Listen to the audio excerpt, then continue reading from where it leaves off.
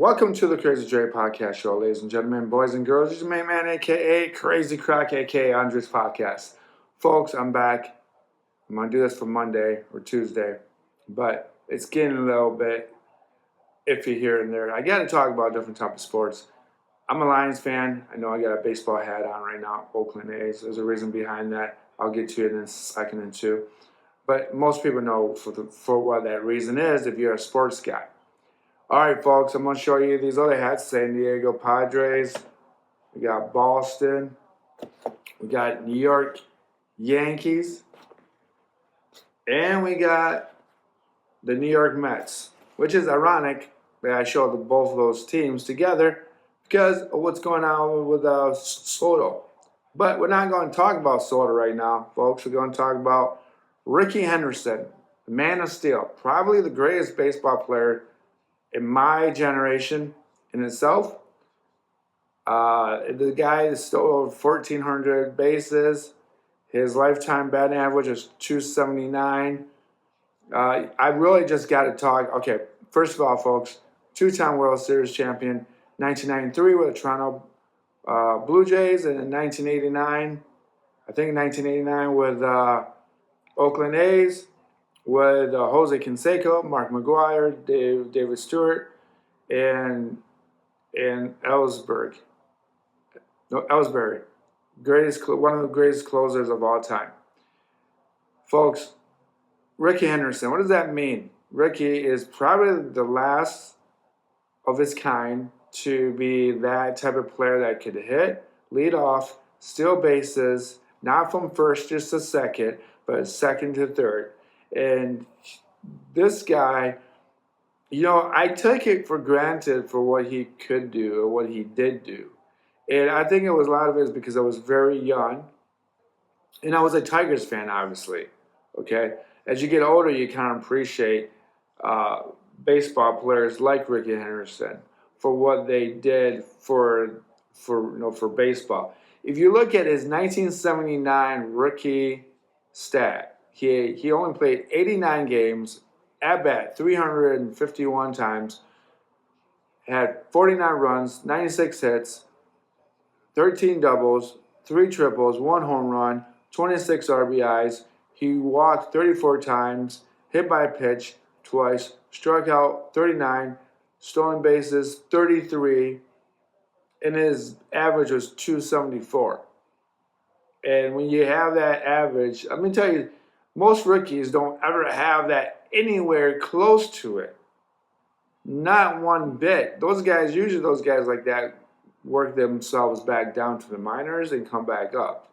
As you can tell, there are a lot of players like Detroit Tigers that have that come back up and go back down, like Baду, Torkelson, those type of guys I'm talking about, to make an example of that, how great he was.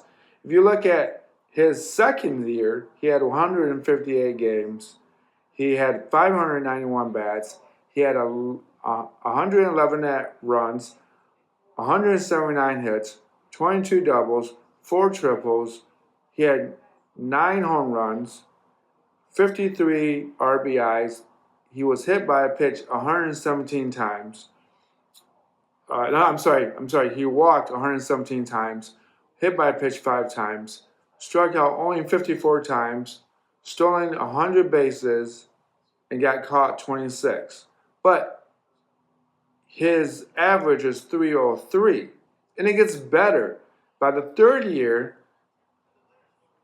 he only plays 108 games through injury, only at bat 423 times, had 89 runs, 136 hits, 18 doubles, 7 triples, 6 home runs, 35 RBIs, 64 times walked, twice hit by a pitch, struck out 68 times, stolen bases 56, caught 22 times, but his batting average is 319. And improved. But what I wanted to say about Rickey is that a lot of guys today are nothing like that anymore. I don't know if how he was so physically strong. If you look at his body as a baseball player, he looked like Barry Sanders when Barry Sanders played football for the Detroit Lions. His thighs were huge, his legs were huge, he had so much speed. His smartness, intelligence of the game, knowing when the pitcher was going to go uh, to home plate and how he could time it, which is what was phenomenal beyond that. And he played for 25 years. I mean, this is a guy that a lot of these guys don't even make it for 20 some years. I mean, a lot of these guys play maybe 10 or 13 years. And if you're a base stealer like Rickey, who's always on the move, always doing something on the field, your career probably ends about 10 years because of injuries and recurrence of same injuries over and over again. But he's won 2 World Series, probably one of the most fun World Series I ever did watch was Oakland A's. I mean, they had the Bashing Bros, and yeah, they had Mark McGwire and Jose Canseco. Obviously, they were on steroids, but they made the baseball a lot of fun. They hit home runs. Rickey stole a lot of bases. There's a lot of action going on. So, shout out to Rickey Henderson. Shout out to his family. I just can't believe how much he actually impacted the game, and you forget about his impact of the game. You really do. You really don't understand the appreciation of a guy like that anymore because a lot of baseball players don't steal bases no more. We got a cracked up rule where the pitcher now can only go to first base 3 times. And then by the 3rd time, if he doesn't catch the guy on first, the guy can go to second base, which I think in some ways that's a crock of garbage. In my opinion, it's a little crock of garbage. But I will say that that baseball itself is going through a transition that it needed to cut back on the batters taking too long to get back into the box, and it did help. It helped with, and obviously a player like Juan Soto. Juan Soto would take forever, and for them to do something like that, it was brilliant of them to speed up the game. They had a clock on the pitcher as well, so the pitcher with no one on base, he had about 20 seconds. Well, I think it was 25 seconds. No, it was 20 seconds with the guy on base. So there's a time period for that. And that's what's happened. That's what's helping baseball. Instead of the game going 4 hours long, it's going between 3 hours and 20 minutes and 3 hours and 40 minutes. But even there's games out there that are getting shorter and shorter because no one's hitting the bait, and no one's hitting the ball. A lot of these guys that can't even hit. A lot of these guys are like, even I'm going to pick on Aaron Judge. He had 51 home runs. He's probably one of the more recognizable baseball players in baseball with the Yankees. But look at the playoffs. He stunk. There's a reason why Juan Soto left the Yankees. But I'll get to that right now. Speaking of that Yankee stuff, I'm gonna put my. Oh, wait a second. I'm gonna put my Yankees hat on, and that hat, man, I'll tell you what, that Oakland hat is a little too small. But I'm gonna put I'm gonna put the New York Mets hat on. I'm gonna do it. So Juan Soto, I just read a report on the Bible, the Bro Bible, and I read the report of why Juan Soto decided to go to the Mets, not the Yankees. And there's 2 reasons, particularly 2 reasons, I think. One was because Juan Soto's family was treated like garbage, and the security guards are kind of jerks. And regardless if it's Juan Soto's mom or driver or whatever, they made it difficult for them to enter the field or had a restriction on them, which I think is kind of garbage. I mean, if you got the best baseball player on your team, he's better than Aaron Judge. I say that because Aaron Judge can do anything in the playoffs. If you can't produce in the playoffs, you're not that good. You're just a big guy who can hit home runs off bad hitters. Bad hitters. Think about that.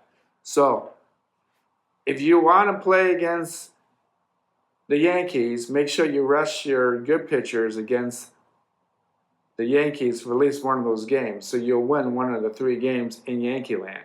Okay? So, and I think that people are going to be smashing on me for that, and it's like, well, you're an idiot.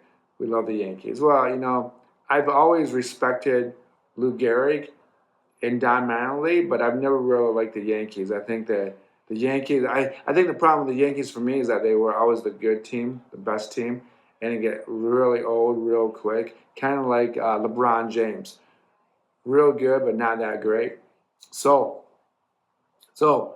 that's 2 reasons. One was that because they were rude to Juan Soto's mom and his driver. The third rule was that Juan Soto cannot purchase a seat in the suites. So they allowed Derek Jeter, and Derek Jeter, he's from Kalamazoo, Michigan. He's a Michigan guy. Everyone loves Derek Jeter. I think he's a nice guy. Never met him, but by the way, it sounds like he's a good guy. He does great things for Kalamazoo. He actually, I think they started a funding, a school funding where kids that start from kindergarten and graduate from high school can go to community college for free. Don't quote me on that, but I think he's started that, and I think that he's still helping with that as well.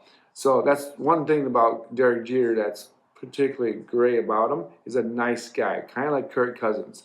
A lot of Michigan people are kind of nice guys, Jeff Daniels is pretty cool. Can't really say much about Eminem because I've never really heard anything bad or negative towards him. He's got a couple good albums, but I like Eminem's more later albums when he's talking about his kids and his wife and all that in a more positive way. But going back to the Yankees, if you don't try your best to make the guy the best player on your team stick in Yankee land, then what are you doing? And I would tell you this too: if you're a New York Yankee fan, you should be more mad at the ownership of the Yankees than you should be mad at Juan Soto. I mean, burning his jersey, get rid of your hat and all that, it's just garbage. I feel like the Yankees are a lot like the Dallas Cowboys. They used to be America's team, but they're not anymore. They've seen the whole shenanigans. They know they know the whole big circle. They're not that good, but they're good still in some form and shape. I mean, I know that Dallas Cowboys are not really that great at all because they have Dak Prescott. He's a horrible quarterback. I might just said that out loud, but it's kind of true. So, I really think that Juan Soto made a better decision for himself. Even I'm wearing this New York Mets hat, and I'm not going to tell you the truth. What I am going to tell you the truth. I'm not a huge New York Mets fan, but I like baseball, so I got all these hats. I got to get 5 more hats. I got to get Cleveland Guardians, which is Cleveland Indians, for God's sake.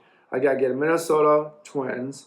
I got to get Toronto Blue Jays. That's 3rd. And then I forget the other 2. Seattle. That's 4. And then there's another one out there that I have to get. I have to find out what I need to get.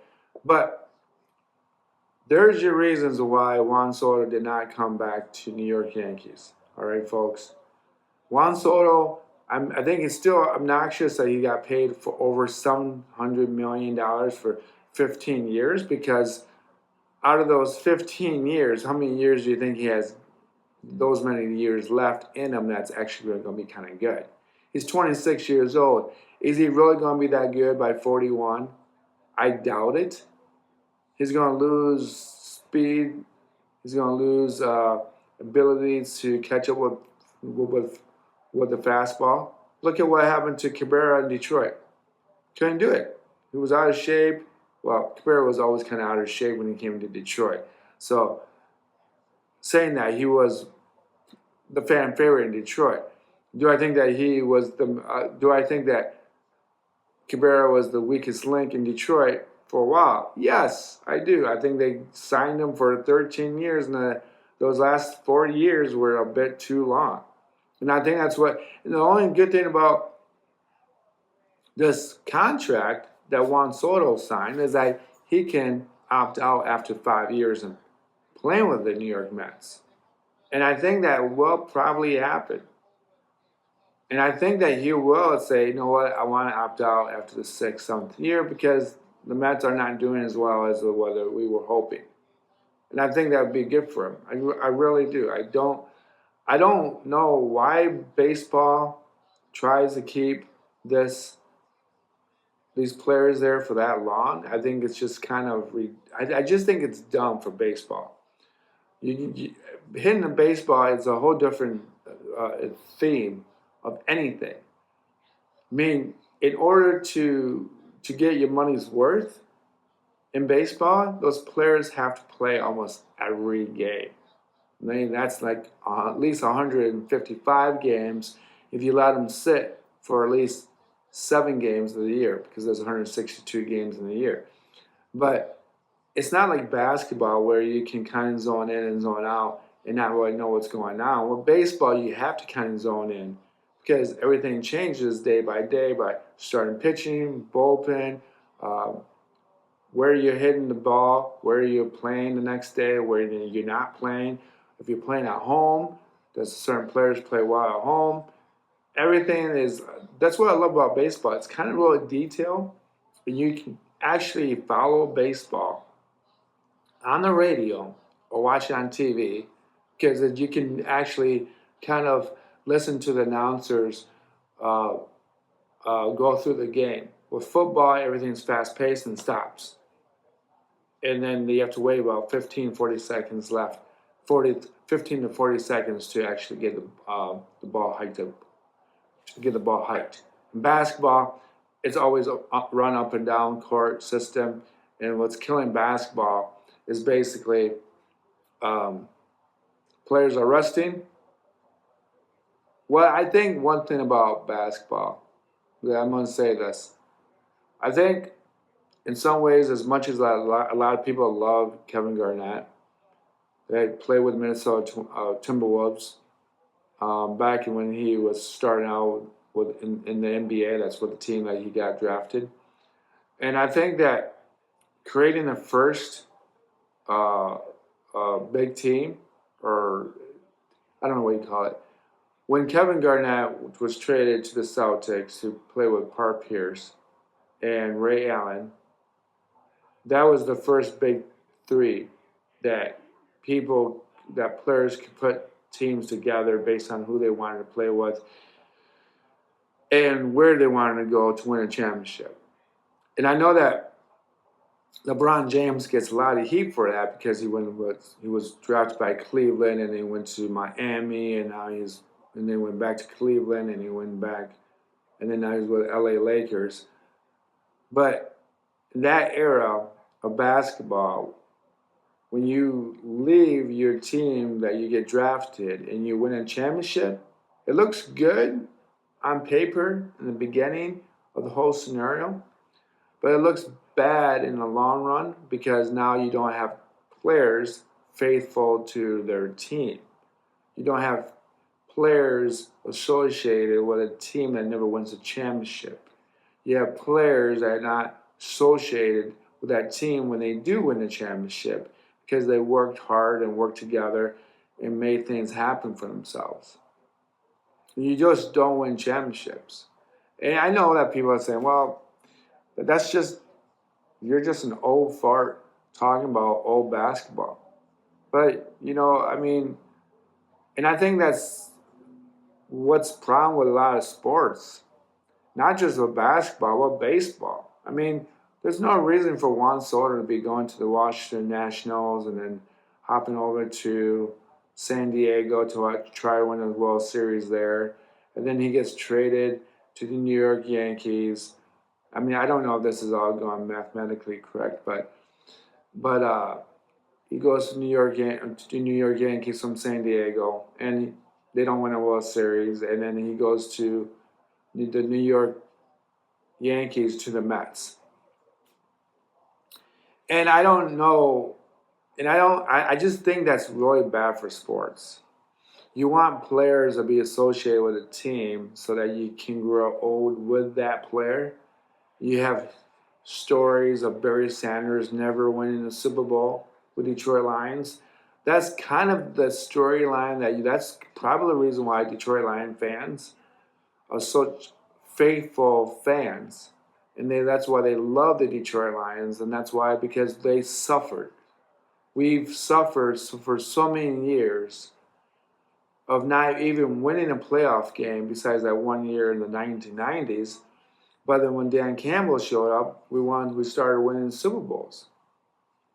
No, I'm sorry, we didn't win Super Bowls. We started winning playoff games. We started winning games. I'm just going everywhere. I'm losing my mind right now.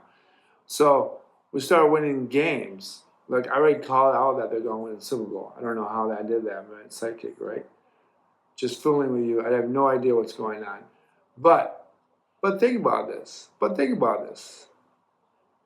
I mean, that's why most of us love Barry Sanders. And that's why we love Billy Sims. And that's why we love Eric Hippo and Eric Kramer. Because they were guys that were on the team, that stuck on the team, but some guys got traded and some guys retired. Do I ever feel like Barry Sanders might be the most disappointed decision of his life? Yes. For quit on Detroit and right before a training camp ended? Yeah, it's horrible. But I'll go on to talk about other issues about baseball that I've just come to find out earlier during the week. And I'm going to go back to the Yankees. My next episode will probably be the Yankees free agencies and what they're doing and how they're trying to improve, along with trying to do a Detroit Lions episode. Unfortunately, I work on those days, so I can't really watch the Lions, which is kind of bumming me out. Yeah, if you can get a college degree, get a not just a degree, but maybe a trade. Try to get anything that involves with education. Because if you don't get something with education, you're going to end up with a second shift job and you miss everything out. So go to college, get a degree, or at least when you get a degree, make a particular degree that means it's going to make you a lot of money. Don't go just to go to school because you think it's going to make you smarter. But you can also go to a trade school to learn a trade, electrician, plumbing, whatever, become a journeyman in the long run, but you make $80,000 a year on top, right? Or at least $60,000. That's what I'm guessing. Don't quote me. But being disabled kind of sucks. You're kind of stuck. You're stuck in the same kind of twilight zone that you can't really get out of, and you're just kind of like running around the world with nothing to do. But that's not an episode of the crazy thing we're going to talk about. So my next episode will hopefully be on Tuesday. And I'm hopefully going to do a Detroit Lion one first, and then talk about the New York Mets or the New York Yankees and their stuff. I would love to talk about the Detroit Tigers, but the Detroit Tigers are not doing anything in the offseason right now. They're still working out contracts and all this free agency stuff and that's going on there, but they're not doing anything. Which kind of makes me wonder. I mean, Tarek Skubal is going to need more help than Alex Cobb. And by the 13th year of his career, Alex Cobb is coming to Detroit. But otherwise, Detroit hasn't been doing anything to help Tarek Skubal. Obviously we got Casey Mize, but he's coming off his second year of his Tommy John surgery, and then you have Reese Olson, probably our best prospect of all of them, besides Derek Skubal at this point. Even though he gets blamed for a lot of stuff, for things that he cannot control, especially with Detroit Tigers not being able to score when he was pitching. So that's kind of a bummer. But that's the reason why I don't talk about Detroit Tigers so much, because there's nothing really going on right now. So come back, and I'm going to try to do one on the Detroit Lions for Tuesday or Wednesday for sure. And maybe I'll have this up by Monday. Peace, love. Find me on Patreon. Find me on YouTube. Find me on Apple. Find me on Spotify. Find me on anywhere you download your podcast. Peace, love, and I'm out of here.